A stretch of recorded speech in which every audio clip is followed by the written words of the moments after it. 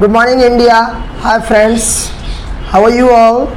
I hope you must be fine at your places. And if we talk about me, I am well over here. So, today's class is all about knowledge. And if you talk about vocabulary, so it's related to smart vocabulary. Now, I would like to discuss about my topic. दोस्तों, पानी में भीगना या गीला हो जाना, gate wait. यहाँ पर gate का यूज़ क्यों करा? क्योंकि कंडीशन में जब भी बदलाव आता है तो उसके लिए हमेशा गेट का यूज़ किया जाता है, और गेट के बाद जो कंडीशन होती है उस कंडीशन का नाम यूज़ करते हैं। गीला होना, जो नमी होती है उसको बोलते हैं वेट, और कंडीशन में बदलाव आ रहा इसलिए गेट का यूज़ किया। अगर मैं बाहर खड़ा हूँ रोड पर और हल्की सी बारिश हो रही, मैं भीग रहा हूँ, तो यहाँ पर हम ये बोल सकते हैं आई एम। अब जो चेंजेस होंगे डियर वो गेट में होंगे। अगर मैं भीग रहा हूँ तो कंडीशन में बदलाव आ रहा है, तो यहाँ पर इसके लिए मैं बोल सकता हूँ आई एम गेटिंग वेट। दोस्तों, अगर मुझे ये बोलना है कि मैं 4 दिन पहले गीला हो गया, 4 डेज बैक की बात, गेट की सेकंड फॉर्म क्या होती है? गॉट। अगर मुझे बोलना है कि मैं 4 दिन पहले गीला हो गया, तो यहाँ पर हम बोल सकते हैं I got wet 4 days back. तो ये तो हुई गेट की कंडीशन। दोस्तों, कभी कभी हम इतना भीग जाते हैं, कपड़े पूरे गीले हो जाते हैं।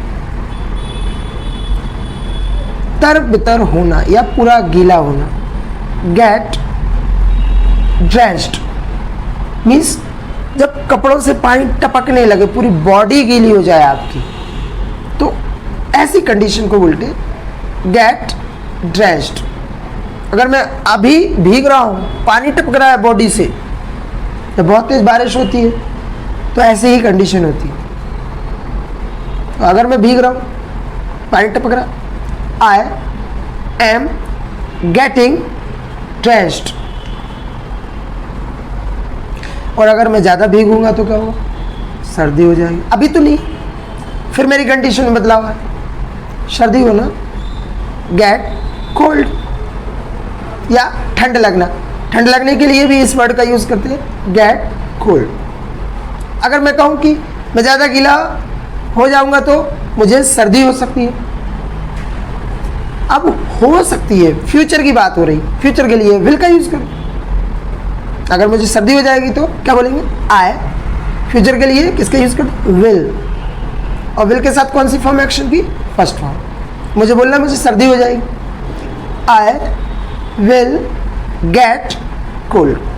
ये सेंटेंस अक्सर घर पर कौन बोलता है? मम्मा। बेटा चलो अंदर आ जाओ, ज़्यादा मत भीगो, सर्दी हो जाएगी। You will get cold. वैसे सर्दी होने के लिए एक और वर्ड यूज करते हैं, कैच आ कोल्ड। तो यहां पर सिंपल वर्ड भी यूज कर सकते हैं, you will catch a cold. तो सर्दी के लिए कैच अ कोल्ड वर्ड का भी यूज कर सकते हैं और गेट कोल्ड का भी यूज कर सकते हैं। दोस्तों, अभी 2 दिन पहले इंडिपेंडेंस डे निकला है। किसी पर्व को मनाना, सेलिब्रेट, इंडिपेंडेंस डे को सेलिब्रेट करना, सेलिब्रेट इंडिपेंडेंस डे। अगर मुझे बोलना है मैंने सेलिब्रेट किया, तो बात 2 दिन पहले की हो रही, आई सेलिब्रेटेड इंडिपेंडेंस डे। अगर दोस्तों किसी से सवाल करना हो कि एक बात बताओ, आपका इंडिपेंडेंस डे कैसा रहा? कभी कभी जनरली हम ये सवाल कर लेते हैं, भाई आपका संडे कैसा रहा, इंडिपेंडेंस डे कैसा रहा। जब दिवाली निकलती कहते दिवाली कैसी रही। जब दिवाली के बाद हम अपने फ्रेंड्स या कलीग से मिलते हैं तो ये सवाल जरूर आता है। अब कोई चीज़ गुजर गई हो, 2 दिन पहले इंडिपेंडेंस डे निकल गया, सामने वाले से पूछा जा रहा है या आप पूछना चाहते हैं कि आपका इंडिपेंडेंस डे कैसा था, इस क्वेश्चन को कैसे पूछेंगे दोस्तों? किसी चीज की कंडीशन पता करना तो हम हाउ वर्ड का यूज करते हैं, और किसी चीज या किसी काम को करने का तरीका पता करना हो तब हम क्वेश्चन हाउ से क्रिएट करते हैं या फ्रेम करते हैं। यहां पर हम कंडीशन पता कर रहे हैं कि आपका इंडिपेंडेंस डे कैसा था या कैसा रहा, तो क्वेश्चन किससे प्रिपेयर करेंगे? हाउ। हाउ, और बात पास्ट की हो रही तो क्वेश्चन वॉज से क्रिएट होगा। How was independence day? अच्छा था तो आप बोल सकते हैं इट वॉज गुड, और अच्छा था इट वॉज ग्रेट, एकदम भव्य, इट वॉज ऑसम। जितने भी एथलीट्स हमारे ओलंपिक्स से वापस आए टोक्यो से, उनका नरेंद्र मोदी, भारत के honourable prime minister of India, ने बहुत अच्छा स्वागत किया। अगर मैं यहां पर कहूं कि उन्होंने शानदार स्वागत किया तो यहां पर हम कह सकते हैं ही वेलकम्ड ऑल एथलीट्स कॉर्डियली। तो दोस्तों जितने भी एथलीट्स वहां गए थे उनका अच्छा स्वागत हुआ, तो उनके लिए ये इंडिपेंडेंस डे तो बहुत ही भव्य रहा होगा। तो उनकी बात करें तो कहते हैं कि बहुत, मतलब यहां पर शब्दों में बयान नहीं कर सकते। जब आपको लगे कि किसी चीज की आप तारीफ कर रहे हो और शब्द नहीं मिल रहे हैं तो आप यहां पर कह सकते हैं I am running short of words. कहते हैं कि मुझे शब्दों की कमी हो रही है कि मैं किन शब्दों में बयां कर दूं कि हमारा इंडिपेंडेंस डे कैसे रहा। उनको तो अवार्ड्स भी मिले, मनी मिला, 25 लाख कैश मिला और वॉट एवर जो भी है, तो उनके लिए तो मतलब समझ जाइए कि वो बहुत ही शानदार रहा। तो अगर बहुत शानदार रहा तो उसके लिए बोल सकते इट वॉज ग्लोरियस। और अगर और भी बहुत अच्छा वर्ड यूज करना है तो उसके लिए बोल सकते हैं इट वॉज ट्रिमेंडियस, मीन्स हटकर, सबसे बेहतर। तो इस वर्ड का भी यूज कर सकते। कई लोग फैंटास्टिक वर्ड का भी यूज करते हैं। कई लोग कहते हैं एकदम अतुलनीय, मतलब कोई तुलना नहीं कर सकता, एकदम निराला, तो उसके लिए बोल सकते हैं इट वॉज इनक्रेडिबल। वैसे तो और भी बहुत सारे वर्ड्स हैं यूज करने के लिए। दोस्तों कोई फ्रेंड जो 2 दिन पहले इंटरव्यू देकर आया हो, उससे हम यही पूछते हैं और इंटरव्यू कैसा रहा। जब आप किसी से पूछना चाहते हैं बताइए इंटरव्यू कैसा रहा, तो क्वेश्चन कैसे क्रिएट करेंगे? How was interview. वॉज का यूज क्यों कर रहे हैं? क्योंकि इंटरव्यू हो चुका है। इंटरव्यू बहुत शानदार था, इट वॉज फैंटास्टिक। अगर पूछना है पेपर कैसा रहा, पेपर कैसा था, तो उसके लिए भी यही क्वेश्चन क्रिएट किया जाए हाउ वॉज पेपर। पार्टी कैसी थी, पेपर की जगह पार्टी का नाम है हाउ वॉज पार्टी। भाई आप दिल्ली घूम कर रहे, सिटी कैसी थी, या वहां पर आप पूछ सकते हैं कि डिनर कैसा था, हाउ वॉज डिनर, एकदम मालामाल, टनाटन, इट वॉज पैलेटेबल। दोस्तों जब कोई इंटरव्यू के लिए जाता है और जब वो इंटरव्यू देकर वापस आता है तो एक और क्वेश्चन कर लिया जाता है उससे। भाई हर व्यक्ति अलग अलग तरह से क्वेश्चन करता है। कई लोग पूछते हैं हाउ वॉज इंटरव्यू, कई लोग ये पूछते हैं आपने इंटरव्यू में कैसे परफॉर्म किया, मीन्स आपकी परफॉर्मेंस कैसी थी।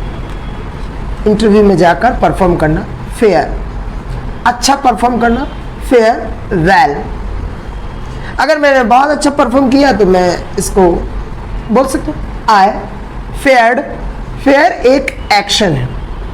वैसे दोस्तों फेयर जो वर्ड है उसके कई मीनिंग्स होते हैं। फेयर हम किसी व्यक्ति के गोरेपन के लिए भी यूज़ करते हैं। एक फेयर का यूज़ FAIR मेले के लिए भी यूज़ करते हैं। एक फेयर को किराए के रूप में भी यूज करते हैं। यहाँ पर FARE जो फेयर है उसका मीनिंग मीन्स परफॉर्म। तो अगर मैंने अच्छा परफॉर्म किया इंटरव्यू में तो यहाँ पर मैं बोल सकता हूँ आई फेयर्ड वेल। सामने वाले से क्वेश्चन करना है कि आपने इंटरव्यू में कैसा परफॉर्म किया, तब हम उससे क्वेश्चन कर सकते हैं। How did you fair in interview. और अगर हमने खूबसूरत परफॉर्मेंस दिया तो यहाँ पर हम बोल सकते हैं आई फेयर्ड सुपर्ब। या फिर और अच्छा बोलना है तो आप बोल सकते हैं आई फेयर्ड फैंटास्टिक। दोस्तों अगर कोई पेपर देकर आता है, उससे अगर आपको सवाल करना है कि आपने पेपर में कैसा परफॉर्म किया, तो उससे भी हम सवाल कर सकते हैं how did you fair. Fair यहाँ पर क्या है, परफॉर्मेंस के लिए यूज हो रहा है। दोस्तों कंफ्यूज होने की जरूरत नहीं है। फेयर मतलब it means how did you perform, उसके लिए यूज हो रहा है। तो अगर कोई पेपर देकर आया उससे पूछना हो कि पेपर कैसा रहा, तो कैसे पूछे how did you fair in exam. अगर अच्छा फेयर किया तो यहां पर आप बोल सकते आई फेयर्ड एक्सीलेंट। और दोस्तों कभी कभी पेपर बिगड़ भी जाता है, हमेशा अच्छा तो जाता नहीं। अगर पेपर कहते हैं ना ज़्यादा अच्छा रहा ना ज़्यादा बेकार, एवरेज रहा, आई फेयर्ड सो। पेपर अगर बहुत बेकार रहा, सड़ियल परफॉर्म किया हमने, यहाँ पर हम बोल सकते आई फेयर्ड बैड। और एकदम घटिया मतलब कभी कभी कहते हैं पेपर की ऐसी की तैसी कर दी। किसी पेपर की ऐसी की तैसी कर दे, make the mess of paper. Make की सेकंड फॉर्म मेड, मैंने पेपर की ऐसी तैसी कर ली। I made the mess of paper. Interview सड़ियल गया, इंटरव्यू की ऐसी तैसी हो गई। I made the mess of interview. पूरी पार्टी का सत्यानाश हो गया, पानी में ऐसी की तैसी हो गई। इतनी बारिश हुई कि टेंट वेंट खाना पीना सब बेकार हो गया, पार्टी की ऐसी की तैसी हो गई। या फिर कभी कभी कई लोग जो पी खाकर आ जाते, पूरी पार्टी डिस्टर्ब कर देते हैं। आपने देखा होगा बारात के टाइम पे लड़ाई करना, शराब पीना, गुंडागर्दी करना, ये अक्सर होता रहता है। अगर कोई पीकर पूरी पार्टी को बेकार कर दे, कहते हैं यार उसने तो पार्टी की ऐसी की तैसी कर दी, he made the mess of party. तो इस तरीके से आप जो भी वर्ड आपको बेटर लगे आप वो वर्ड यूज कर सकते। अगर किसी से पूछना है कि पार्टी कैसी थी, हाउ वॉज पार्टी। दोस्तों जब क्वेश्चन वॉज से पूछा जाए तो आपको आंसर वॉज में ही देना है। क्वेश्चन डिड से पूछा जाए जब एक्शन की सेकंड फॉर्म के साथ आंसर देना है। अभी फेयर वाला क्वेश्चन आपसे पूछा जा रहा था, वो फेयर एक्शन था, तो क्वेश्चन डिड से किया गया था। यहाँ पर पार्टी के बारे में पूछा गया हाउ वॉज पार्टी, ये नॉन एक्शन का क्वेश्चन है। और नॉन एक्शन का क्वेश्चन हम इज, एम, आर से फ्रेम करते हैं प्रेजेंट में। और अगर बात पास्ट की हो रही हो तो नॉन एक्शन का क्वेश्चन वॉज और वर से फ्रेम होता है। तो इसीलिए मैंने पार्टी के लिए यहाँ पर वॉज का यूज किया कि पार्टी कैसी थी, हाउ वॉज पार्टी। पार्टी बहुत इंजॉयबल थी, बता सकते। इट वॉज इंजॉयबल, बहुत ही उत्तम थी। It was great. तो इस तरीके से आप आंसर दे सकते हैं। जो भी आपको, जैसा भी आपने पार्टी में महसूस किया हो, जैसा भी आपने पेपर दिया हो, जिस टाइप से क्वेश्चन पूछा जाए आप उस टाइप से आंसर दे सकते हैं। तो ये तो हुई कि हम जब किसी व्यक्ति से मिलते हैं और उससे पेपर के बारे में पूछना हो, इंटरव्यू के बारे में पूछना हो, पार्टी के बारे में पूछना हो, तो हम उससे दो तरीके से सवाल कर सकते हैं, हाउ वॉज इंटरव्यू, और दूसरा तरीका उसने परफॉर्म कैसे किया, हाउ डिड यू फेयर। दोनों क्वेश्चन के मीनिंग एक ही निकलता है, एक ही सेंस है, लेकिन एक नॉन एक्शन का क्वेश्चन है, एक एक्शन का क्वेश्चन है। जो एक्शन वाला है वो डिड के साथ क्रिएट किया गया, नॉन एक्शन वाला वर्स के साथ क्रिएट किया। तो कंफ्यूज होने की जरूरत नहीं है। जब जैसा सवाल पूछा जाए, क्वेश्चन किया जाए, उसी टाइप से आपको आंसर देना है। पार्टी एकदम बेकार थी, इट वॉज बैड। पार्टी एकदम कहते हैं सत्यानाश हो गया, कहते हैं कि सब कुछ बर्बाद हो गया। It was all in when, जब आपकी पूरी मेहनत बर्बाद हो जाए, पानी में चली जाए, कहते हैं गई भैंस पानी में, तो बोलते इट्स ऑल इन वेन। किसी मैच में, फाइनल मैच में विराट कोहली ने 150 रन स्कोर किए अकेले, और फिर भी इंडिया मैच हार जाए, तो कहते हैं उसकी पूरी मेहनत it is all in when. तो पार्टी ऐसे ही पूरी बह गई, कोई मतलब नहीं रहा, किसी ने कोई एंजॉय नहीं कर पाया। इट वॉज इन वेन, सब बर्बाद। तो इस तरीके से भी आप आंसर दे सकते हैं। सामने वाला जब पार्टी में गया हो और खाना खा के आया हो, तो हम उससे यही पूछते हैं क्या क्या खाया, क्या क्या। अब दोस्तों क्या क्या के लिए यहाँ पर ट्रांसलेशन नहीं करते। अगर ट्रांसलेशन करेंगे तो किस तरीके से, what did you take in party. No, English में कभी भी किसी चीज़ का रिपीटेशन नहीं होता, तो यहाँ पर हम व्हाट का रिपीटेशन नहीं कर सकते। What did you take. जब आपको किसी व्यक्ति से इस तरीके से क्वेश्चन करना है कि आपने वहां जाकर क्या क्या खाया, कौन कौन सी डिशेस खाई, तो इस तरीके से सवाल करना हो तो इस क्वेश्चन को हम इस तरीके से पूछते हैं, व्हाट ऑल मीन्स क्या क्या, what all did you take in party. अब आप आंसर दे सकते। आपने दाल चावल खाए, आपने सब्जी पूरी खाई, आपने रायता खाया। जैसे अगर मुझे बोलना है कि मैंने तो ये सब खाया, तो इसको कैसे एक्सप्लेन करेंगे। आई डिड का आंसर है सेकंड फॉर्म में देना है। टेक की सेकंड फॉर्म टुक। आई टुक दाल चावल, आई टुक पनीर की सब्जी एंड पूरी, आई टुक रायता, I took salad and blah blah means फलाना ढिकाना, जो कुछ भी है। लास्ट में आप दो शब्दों के साथ बोल सकते हैं, एंड ब्ला ब्ला मीन्स फलाना ढिकाना। अक्सर कई बार बोलते हैं कई लोग, मैं ये खरीद के लाया, ये शर्ट लाया, ये पैंट्स लाया, शूज़ लाया, वॉच लाया, टीवी लाया और फलाना ढिकाना। तो ये फलाना ढिकाना जो है इसको इंग्लिश में बोलते हैं ब्ला ब्ला। मैंने ये कहा। जब हम दिवाली पर शॉपिंग करते हैं तो लास्ट में जो छोटे भाई बहन रहते हैं, पापा से यही पूछते, पापा क्या क्या खरीदा, मतलब क्या क्या लाए। What all did you bring, bring means लाए। अब पापा बताए, भाई क्लोथ्स लाए, एक कॉइन लाए गोल्ड का। तो आप बता सकते हैं I brought a coin of gold,